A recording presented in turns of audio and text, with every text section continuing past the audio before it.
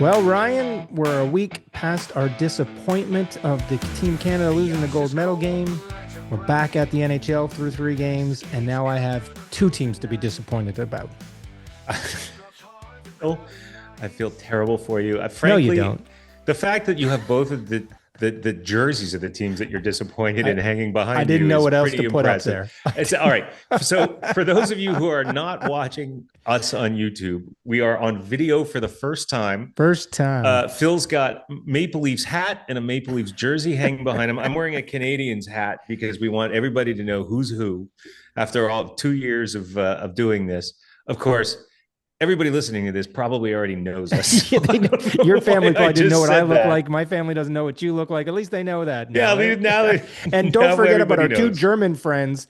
If you're Right. out there, you want to see what we look like, go on our YouTube channel and you can watch a video of it for the first time. But thank you for tuning in week after week. We appreciate it. Yeah. So, you've got 2 pillars of disappointment behind you, but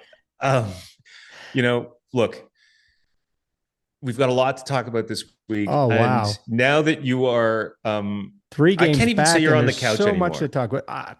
I can't even say you're on the exist. couch anymore. Like The couch doesn't exist because it's not enough because for you've me given anymore. up. You've I left have it. given up. You've left it all behind. It's over. So next And week, by the way, I think the team has given up as well. 3 games Yes. back, 3 miserable losses. It looks like they stayed on holiday and just are mailing in the last 24 games. Oh, for sure. So It's terrible.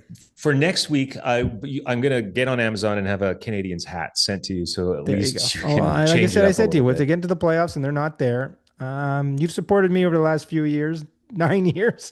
I got to support you now. It's fair. What's fair in love and war is return, right? So, All right, beautiful, beautiful. Okay, so let's What a start week. with the Leafs. Let's start with the Leafs. You came back from the you came back from the Olympic disappointment. Then your captain goes to the White House and doesn't represent Canada terribly well, or at least the city of Toronto terribly well in that. But we're not getting into the No, politics let's of not all of get into that. politics. But then he rejoins the team a game late, and No, he played. He played he played the Wednesday first night. He game. played the first Oh, I game thought. back. No. I He thought he played. missed the first game. Well, he was on the ice and he played 22 minutes. He was of the invisible. game, but he was invisible. He looked like he was still hungover from the partying. But we also came back this week to a letter from the MLSE president Keith Pelly, talking about the woes of the Leafs and what's gone on this year. And Well, the before we note- get to the letter, we'll just Yep. sort of cover what Sorry. happened, Yes, which was the first game they lost. they got The beaten second badly.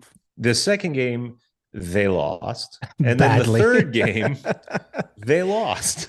Badly out 3. We only Yeah. had 2 shots in that first period and against Ottawa on Saturday Outshot night. 16-2, and I think Oh, it it's was the game terrible. was half over before they registered their 5th shot. Yeah, if I'm it was not terrible. mistaken. So It's- the Leafs have not come back from the break ready to play, and then Keith Pelly, the president of the Maple Leafs, sends a letter pretty much excusing all of it. From what I can yeah, it tell. was just terrible. And, all the pundits are ripping it apart because basically, and I'm not going to read the whole letter, but his basic message was, we've had an up and down season. It's unfortunate. It's unfortunate that a lot of key injuries occurred during the season that have kept us from playing to our potential. And that we're going to basically finish the letter off by saying we're going to do everything we can to be a competitive championship team. And that is a hunk of crap. It's funny he forgot the words in 2029. Yeah, it's just ridiculous. Like if you are using the excuse of injuries to suggest that that's why what's going on the ice this season has occurred, it's a joke. If anybody's watched this team, and there's no bigger Leaf fan than I am, you can see that this team is just not competitive. The compete level's not there. They're terribly defensively. And I don't mean the defensemen by themselves. I mean, as a team structure, they're horrible in their own end. They have trouble all season getting the puck out of the end. They have led the year in the least amount of time spent in the O zone and the most amount of time spent in their own zone. So that's That coaching, is a right? recipe for disaster. It's But that's coaching. coaching, it's player personnel, just terrible. Just a terrible season. And even Berube yesterday came out after their third loss and said, you know, um, I can't give these guys heart and I can't give them a brain. And now the coach is lambasting them and is saying, I can yell at them all I want. It's not going to do any good. They have to bring the competitiveness and the compete, and they have to want this, and they're not showing it. And you know what? It's like they've given up, and it's time to sell. It's But just that's not time to tear this thing down. okay. And So we don't want to spend too much time no, on time to sell because we talked exactly over the last yeah, 2 or 3 episodes about who and what and when and should go. But the one person we haven't talked about, and the comments you just talked about lead directly to this question. Berube's done, right? Like a coach doesn't start selling his players down the river unless he knows his days are yeah, I think numbered. he's lost the room. I think the players have given up on him, and I think beyond this season, as much as I like Berube and he's being a championship coach, I think he's done. But the other question mark is Trey Levin the guy to run uh, the change in terms of No, personnel? Because he's basically got a week to prove that he's the guy for this team. I'm shocked that they haven't done anything. I don't think there's anybody really knocking the doors down in Toronto looking for their players. Other than Edmonton apparently tried to offer a trade of Mangiapane for Michelli. But why would the Leafs do that pick? Mangiapane is underperforming at $3.6 million. He's got another year beyond this year on that contract. He's got 14 points and he's a minus 19 this year. Michelli at least is an unrestricted free agent. He's done after this year. You can get rid of this contract. And he's at least got 25 points. Still a disaster for what they hoped he was going to do. But why would you trade for Mangiapane at this point, straight up? That would be because you're bad. So retooling. thankfully You're he doing it didn't do because you're that. retooling, and you Yeah, think but that why? But then you, you're gonna have Mangiapane's contract for another year at 3.6, and nobody wants that. So it's a now roll of they the dice. Edmonton waives him It's because a roll of nobody the wanted him, dice. right? Yeah, I know. So, It's a roll of the dice. but But is Trey Levin the guy no, to I'm make telling you right this? now, he's Well, not. well then And here's why. why are you gonna let him run through the trade deadline, right? I don't Or do they know. stand pat? They can't do that either because we have one third round pick this year, one fifth, and one sixth. Next year we have a second, a fourth, a fifth, a seventh, and a sixth. We have nothing in the cupboard. We've got Mhm. Cowan and we got Quinlan in terms of our futures, in terms of young talent coming up in the minors. And that's it. And we are misusing Cowan. Like he sat on the bench for the last month. Now 3 weeks of it. He didn't play the 3 games going into the break. He only played one of the three coming out. He's sitting around. If you don't think he's the guy or you don't think his development is there, and I think he's better than half the team. Well, why is we playing Yarncroc? Why are we playing Lawrence? Why are we playing Waugh at this point? Like, let the kid develop. You're going to play him. If you're not going to play him in the NHL, send him down to the Marlies and let him play there. But play him. Don't sit him in the press box. I Right. don't But that understand what gets, they're doing but that with him. also gets to the Berube question, right? Yeah, Is he a development coach? And it doesn't sound like doesn't look like it. doesn't Well, look like it. but what players on the team is he trying to develop? Right? He's the only young kid out there. Yeah. Well, you're still developing Nyes. Yeah, true, You're true. But still he seems developing to be Nyes. doing. Yeah, and he's had an up and He's down year. doing He's had an fine, but injury. he's Yeah, there's 200 feet on that ice, and yeah. Nyes is better in certain places than others. The But only the thing about Treliving, though, just to stick with that question, and I understand your sort of ambivalence about it all because you're at the trade deadline. You obviously want a GM who can steer it beyond the deadline. right.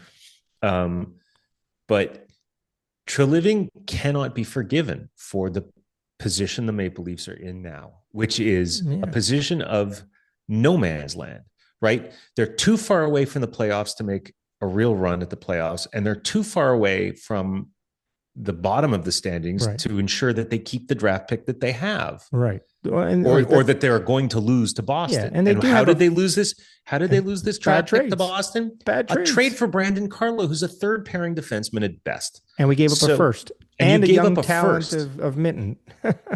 Yeah, and Fraser Minton's played pretty well for Right, Boston this right. year. And So then we also gave up a first rounder for Lawton, and he's not performed. Like it's just overpaid, zero return. and now we're in trouble. So here's the only path you have left. You have to somehow find a way of taking all the assets you want to trade away and finding a way to get Chris Drury on the other end of Oh, all of those stop. trades. Yeah, stop. Chris Because Jury. that's the only way you're going to fleece somebody enough to Maybe. Well, improve. you said it last week. Maybe we can fleece Dubas to take Riley because he seems to want him. But But that said, and let's be very, very fair to Dubas, he's not uh, dumbass anymore no, he's not smart because ass either. but no, but He does he's have a lot of all draft the picks. Yeah. trades that he's made have worked out for the Penguins Yeah. to Yeah. date, Yeah. I can't argue that as much as I'd like to. especially because Um, they smoked the Golden Knights last but night, but I five can nothing also without blame Crosby. Dubas or dumbass for the bad contracts he's left Toronto with. All the no movement trade clause on Matthews, Nylander, Riley, Marner, that has that has come back to bite us because if there was no trade clause on Marner, we would have Ratinen right now. We might have won a round last year, another round last year. We might who knows what would have happened last year. Who knows where we would have been this year. But I think we would have been in a better place. So dumbass isn't completely out of the woods here. He's Well, partly not to as far blame as the here. Maple Leafs are concerned, but No. he's doing pretty darn well Yeah, yeah. Yeah, by yeah. Pittsburgh. But in all accounts, I'm shocked the Leafs haven't done anything yet. I'm surprised because we talked about this last week. I thought coming out of the Olympic break, there would be A ton some of moves. immediate moves because all the GMs could talk. Obviously, they couldn't, nothing could happen, but the GMs could talk and make arrangements. And we've had seen two, what I would say, minor moves. We've seen now Kulak for Gerard Gerard. move from Colorado to Pittsburgh and Kulak go back to Colorado. And today we just saw Philadelphia making a minor trade. They acquired, no, they gave up Roman Schmidt to Minnesota in return for Kachuk. All right, So pretty two minor players I've trades. never heard of. Yeah. But So, but I would say it was pretty obvious to me that, and maybe it was obvious to me because of who I read in terms of sports journalists and hockey journalists, but it seemed kind of obvious to me that the Leafs organization was going to wait 3, 4, 5 games before deciding whether and what direction they were going to go. yeah, I understand. I understand that that's what they were thinking. But if they think that this team, even if they somehow squeaked into the playoffs, that this team can be competitive with what you've seen on the ice, not just in the last 3 games, but over the course of this season, they are not competitive with the upper echelons. There's no way they're beating the Colorados, the Dallases, Tampa Bay, um, Carolina. They're just not. They're just not in that echelon right now with the personnel that we have on this team and the way they're playing and the structure of play that they're putting forth and the effort they're putting forth. It's just not there, and they need to change the chemistry in the room and make some big trades. The only positive thing I will say that we've heard come out of the last 3 days is that apparently they've widened their scope of who they're willing to trade. Before it was there 3 or 4 unrestricted free agents.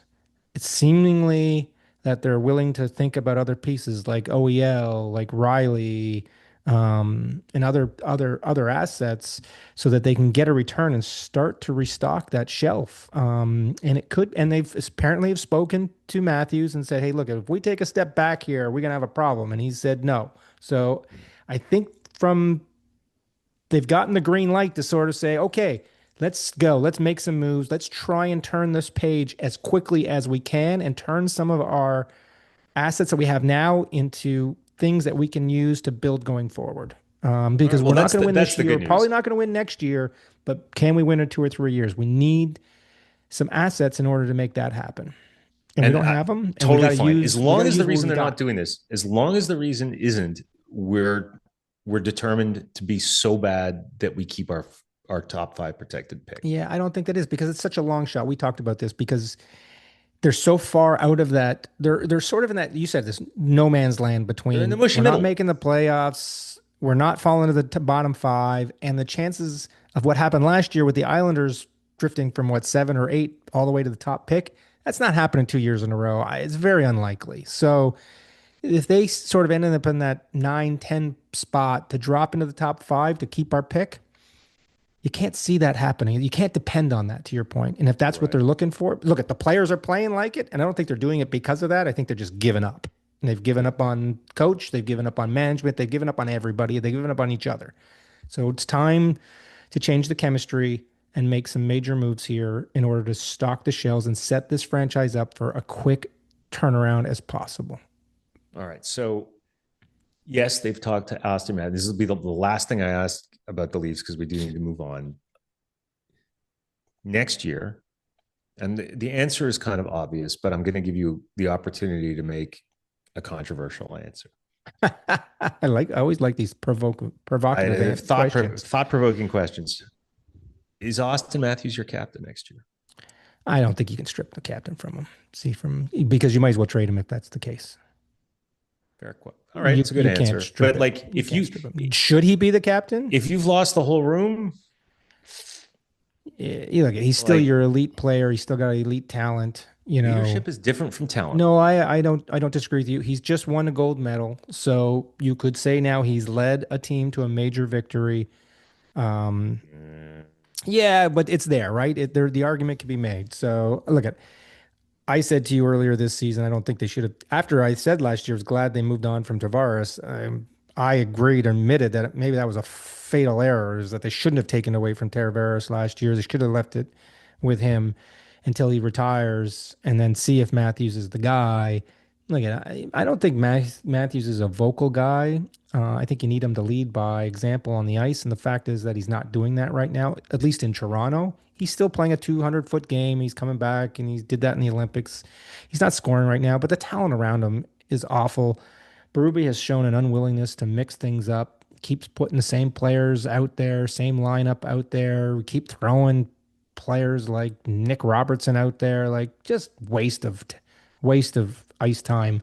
yeah. So, and Carl Jarnkrok and Lawrence, we got Waugh and we have Lawton, two guys that are similar and doing nothing. So, like, come on, All right. So let's I'll say this. I'll suggest move this on. is maybe a little bit of a transition. Maybe the Leafs would be interested in Patrick Line to No, play with no, we don't need another big Matthews. contract of a Just guy that's trying to dump slow. a guy. This team is as slow as you can get. We don't need another slow dude. Okay, fair enough. All right, And we don't need so a slow, weird dude. transition. We don't That's need my a slow, transition to weird dude. talking briefly But yeah, about the so what are the Canadians. Habs going to do? Look, I said last week, I said last week they should be thinking about Billington. If you've listened over the last three or Binnington. four to Binnington, sorry. You If you got listen, Mangiapane yeah, right. Mangiapane, I got Mangiapane right. You got Mangiapane right. If you listen to all the pundits, I started saying this 2 weeks ago that they should go after Binnington. And he proved in the Olympics that he can still a big time goalie and play amazingly. And now everybody's sort of, no one's listening to poor old me, but everybody's come to that same realization. The one everybody's sort of been asked this week, what's the one thing Montreal should go? Go get a goaltender. And now there's two high profile goaltenders potentially available. We know Binnington is definitely available. And apparently in the last couple of days, Florida's musing about Bobrovsky is in the last year of his contract. He wants a lot of money. He's already making 10 million. He's going to want more. Maybe we use him this year. We're not making the playoffs. If we want to bring him back next year, we probably can in the offseason. Let's trade him and see what assets we can get in return and start to rebuild this thing that they've got going on over there. It's not a terrible idea. I don't think, from everything I'm seeing and everything I've read, that someone like Binnington, or perhaps Binnington, because you got a little bit more lead time, but um, I don't think that the Canadians are willing to make a trade that involves giving up a real asset. And by that, I mean a roster player, a prospect, or a first or second round draft pick for someone who is a short term fix. Yeah, but you've I got think the Fowler. Canadians, You got Fowler coming up, and he looks like he's going to be the real deal. He's going to be your starter for the future. Mhm. You bring in Bobrovsky this year. You might not have to give up much as you think because he's a free agent. So you give up maybe a couple seconds. Maybe you need to give up a first. Um, the Canadians will but not why trade a not? first for a rental. We've They're talked about this. The smarter East than is that. wide open, They're smarter than that. right? They Okay. they're I think Kent Hughes and Jeff Gordon have their eyes firmly on the big picture. Okay. And Are they you would okay with that? The fact they might give up a year of where they could challenge to maybe get there again? Maybe not win it, but get there. Are you okay with um that? yeah, I And am. because of goaltending, they might not. because when I see certain teams, and when it's okay for Florida and Vegas because they are like perennial Stanley Cup contenders every year, but their cupboards are bare. Yeah, well, They do not have firsts to trade, and they don't have cap space. and they don't have cap space. Like they they're not built for long term competitiveness. And by long term, I mean beyond 3 years. Yeah. And at the same time, I also see, what the Leafs have done in making first round pick trades and second round pick trades and leaving them with no prospects in the pipeline for all intents and purposes. And like, yes, the Canadians currently have an incredibly strong prospect pool, but that prospect pool is increasingly going to make the team and or get traded. And you want to be able to Well, backfill it behind them so that when some of your players get too expensive and you have to move on from them in 3 or 4 or 5 years, you've got more prospects to backfill. That's what spells long-term but success. but here you bring up a great point. You talk about long-term success. Nah, I'm going to bring it back to Leafs for a second. They have torn things down. They've traded first rounders, but they have been for the last 9 years. They've made the playoffs, and conceptually, they didn't get there. They had what everybody believed was a contending team, especially in the last 4 or 5, Yep. and didn't get it done for whatever reason. You can say it, but they were perennial, long-term success. Okay, but didn't win it. Then Mm-hmm. you have teams like Colorado, Vegas, Florida, who go out and spend and get it and then go and win and then die for a few years and then build it back up. What is better, winning it and giving up and dying for a few years, or having mediocre long-term success? That's the Why question that can't you're you have bringing there. both? Why can't the Canadians be more like the 90s, the late Because 90s, early salary cap 2000s issues Red doesn't Wings? allow it. That's the problem. I don't, but that's why you have to And keep well, and this that's why year you is even can't. worse now because you got a playoff salary cap, which I, is I probably why we totally haven't seen a understand. lot happen yet. Totally understand all of that. But that gets to my point of that's why you have to be very, very judicious in which draft picks you choose to trade away. Because even if you end up competing competitive for 15 years and And getting not winning, you that's no fun and either. Trust me. you can win. Look, the Red Wings won for a while. Like you can always be Oh, competitive and win. look what happened Look, to the Red Wings now. They've had 15 years of not making the playoffs. but different management, different philosophy, different Yeah. management. What I'm saying is you don't have to trade away your future in order to compete for a Stanley Cup.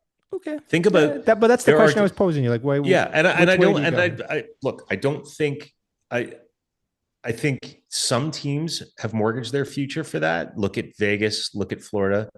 Colorado never really had to do that. Mm. Um, uh, the the Washington Capitals certainly didn't have to do that, Well, they won it that 1 year, but that's but again, they they make I would argue they were sort of like that Leafs. That yeah, they won one, but they've been that mushy middle for the rest of the time. the mushy upper tier of the middle, But it's but still they've not been very winning. competitive. Still not winning. I'd rather have a team in the top four and have a Okay. chance at the Stanley Cup, even if you don't Okay. actually win it, than fall off a Okay. cliff. All right. That's fair. That's fair. So But look, I so really, what do you think they're going to do then? I What don't, I other than still another think they're centerman going they to, probably need then? What or defenseman? Center or I think, defenseman? I think they're all, I've read that they're looking for a rugged defenseman. The problem is your I have one and for you. Treliving ruined the market last year by saying that that a prospect and a first is going to get you somebody like a Brandon Carlo. And the Canadians are very definitely not going to pay that price for a depth Hmm. defenseman. So who's available and what You would can they? have Riley. No, we meant a I just, dependable defensive I defenseman. know, I know. We We're don't just need trying another to give away all freewheeler. the Leaf assets All here. the Leaf Just, assets. I'll tell you just, what, we'll take Carlo for a fifth rounder. there you go. No, no, no, no. We got one of those. We don't need the fifth rounder anymore. We need a first or second. Good luck. Yeah. Um, but look, I think the Canadians, just to sort of put things into context, they came back, they blew a lead against the New York Islanders in the third period, which they've done far too many times this season. And then they came back and against a team they've had a lot of trouble with in the Washington Capitals, absolutely waxed them. And then When the Capitals tried to do what everybody else did and go 6-on-5, pulling the goalie earlier than a lot of times in the third period, Canadians scored 2 empty net goals. So more power to them, right? Like they showed that they can improve. Cole Caulfield, 2 goals in the game. Nick Suzuki, 3 points in the game. They've got 3 points out of 4, and they're still losing ground to Buffalo somehow, and it's driving me crazy. Buffalo's impressive, and they just waxed. I thought Tampa Bay was starting to appear like they were the class of the East, and they just waxed them. Yeah, right now, I think Buffalo's the best team in the Eastern Conference. They're looking good. They're looking good. It's going to be interesting to see what happens to the deadline, what Tampa and Carolina do to keep pace at this moment.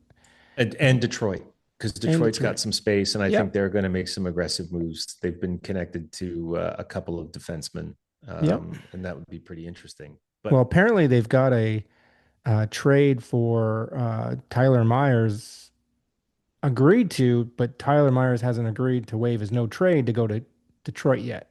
So if that's the case, Tyler Myers, they should take the deal off the table. Because if Tyler Myers would rather stay in Vancouver and play for a team that's going to be a lottery team than go to somebody who's really going to be competing for don't disagree with you. Spot, I think there's some family issues there. I agree with you. I think there's some family issues. That's the reason why he doesn't want to leave. But I agree. Like, time to move on and go for somebody else. Yeah. Although I do love those like really tall defensemen. I've always like, and some of them are not even that great. Like Logan Stanley's not that great, but and by the way, he's on the market. Yeah, but, like I love these 6'7", 6'8" defensemen. They're fun. Yeah, well, Parenko's out there too. St. Louis, we haven't even got like. Yeah, we're going to talk about St. Louis in a second. Well, let's finish up with Montreal real quick. Yeah. I would say they don't do much. I think if something falls into their lap and it makes sense, then they're going to pull a trigger. But I would not be surprised, again, if they do absolutely nothing. Okay. I think that would be other than try to get rid of Laine's contract. And if that is going to be their biggest thing, because that opens up some cap space for them too. Yeah. And like we said, this year's a little different than past years because now there's a playoff cap. So they're all trying to figure that out and where it sits for them and what their playoff roster is going to look like, because that's what counts. Yeah. So, but hey, the other places that Binnington and Bobrovsky could go, how good would either of them look in Edmonton? Is that goaltending tandem there? I would look good in Edmonton. What's that? I would look good in Edmonton, and I don't even own goalie pads. Holy cow. First game back, Jari blows a 2-0 lead and a 4-2 lead, and Edmonton loses to Anaheim 6-5 in overtime. How bad, and he gets pulled. How bad are they looking now? And apparently Edmonton's saying, we've made our goaltender move. We're not doing that. And I can't believe going, what are you guys thinking? If you can get a Binnington or Ingram in net when they waxed LA. What's that? Was he in net or was it Ingram in net when they waxed LA? It was Ingram. Jari hasn't seen the net since being pulled. Yeah, he got waxed. And then they couldn't score. And again, Draisaitl came out after yesterday's game and sort of, again, said, it's tough. We have to score 5 or 6 goals every night to win. Again, he calling out potentially his goaltenders or his defensive team, because they haven't been good defensively either. They need some help on the back end. They need some help in the goaltending. Now, the other move that Edmonton made was to bring Paul Coffey back to try and help their defense, and because he seemed to have done such a great job last year with stabilizing that decor and hoping that magic works again. But so far, 3 games in, it hasn't kind of worked. But Draisaitl is right. They got to score 5 or 6 a night, or they're not going to win. If they've got to score 5 or 6. If they've got to score 5 or 6 a night, they should take Patrick Laine off the Canadians. He can get you.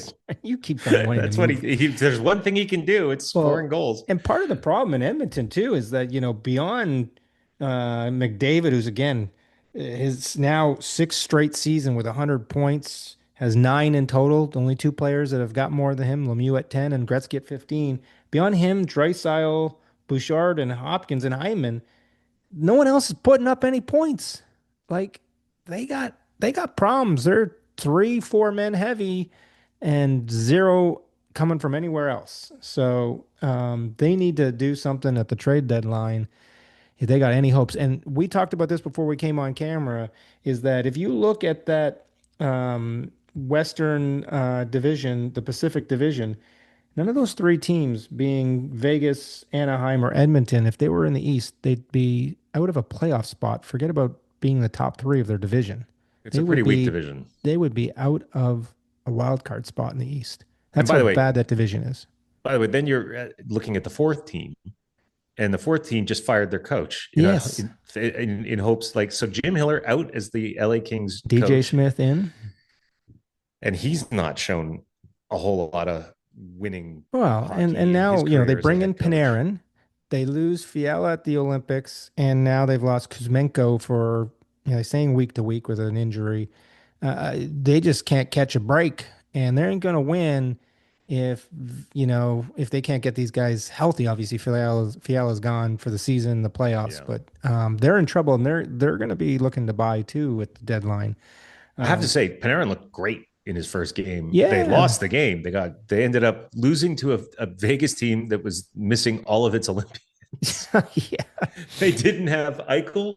They didn't have Stone. They didn't have Shea Oh, Theodore. They and didn't Stone got hurt have, today.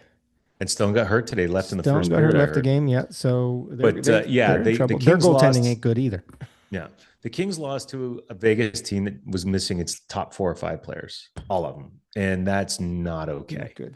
Not good. So look, I hope they turn it around, not before Montreal comes to LA next week, because I got tickets to that game.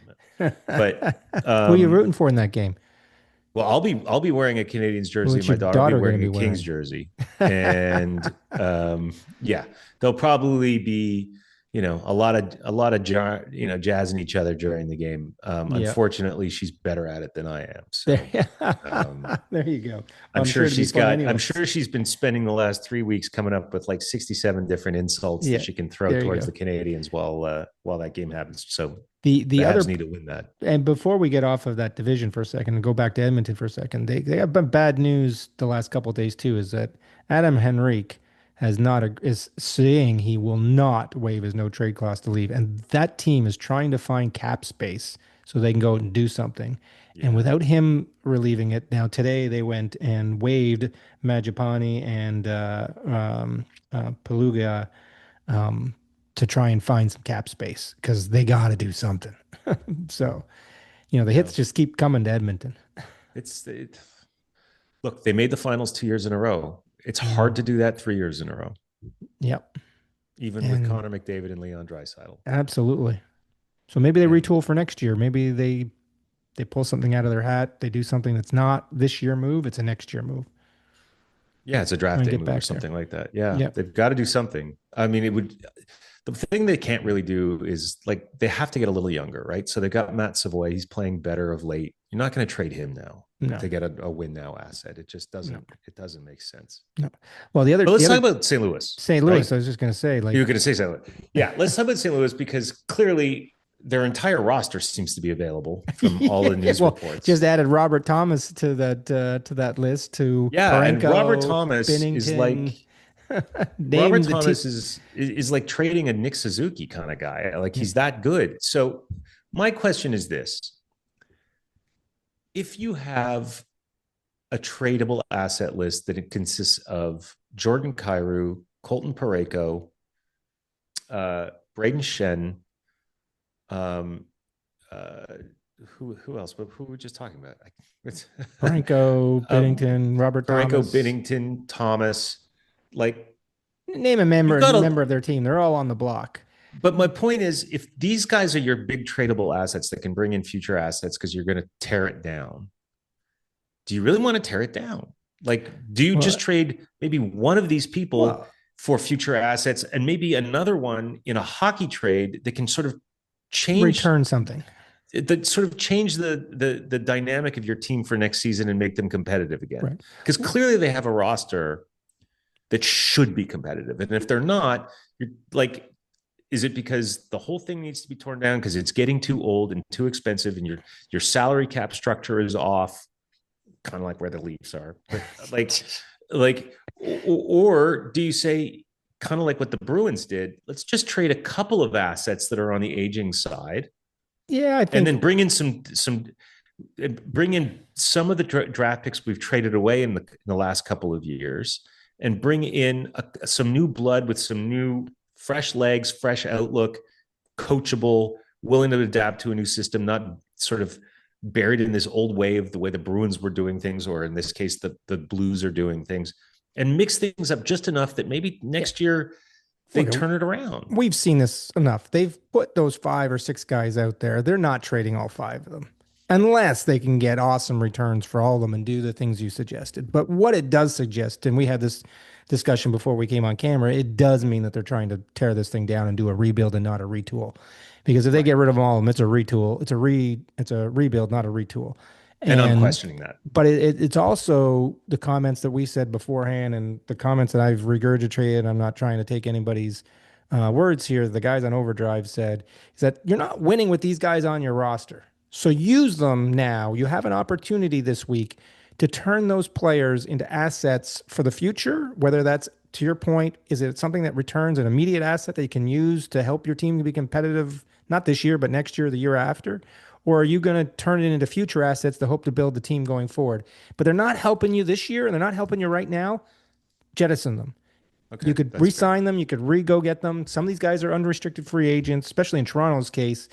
They're not helping you now. You know, I was on that sort of, we had this discussion. I was sort of on that level. Don't trade OEL. He's been the best defenseman. He's got term left. He's affordable. He's great.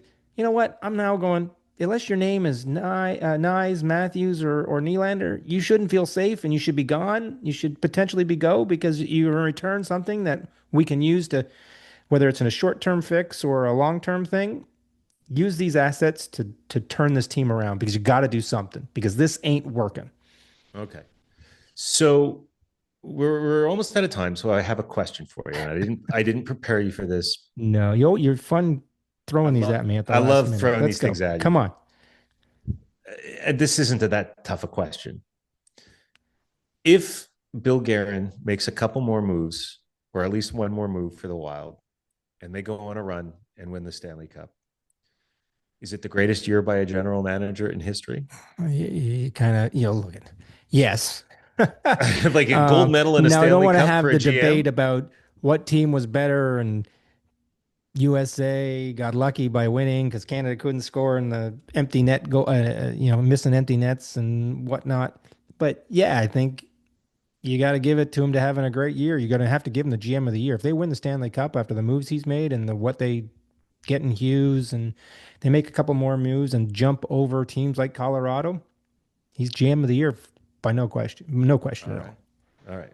He could be GM of the century. GM of the century. With all of that. And all right. For the next couple of years till the World Cup, then we'll see what's made of. All right. Well, we don't want to, since this is our first episode on video, we don't want to make our faces. You don't want to go too far. Get people looking at our faces long enough. Yeah, who are these two ugly dudes? We don't want to look at these guys any longer. Two ugly old men. Well, hopefully they get to see your hair at some point because you do have the finest hair. Well, you do have the coif. I don't, so I'm always going to wear a hat. I don't think I'm ever not going to wear a hat.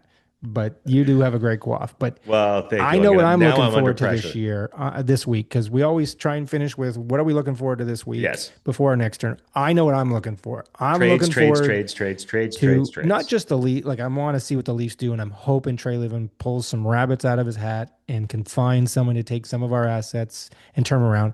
I hope they don't re-sign McMahon. I hope they use him to rebuild.